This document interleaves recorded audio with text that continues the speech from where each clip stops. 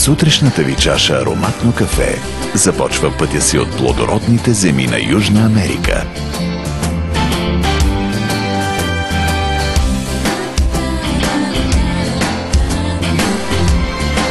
Кафето на любимо място носи разхлаждащия полъх на вятъра и енергията на слънчевите лъчи.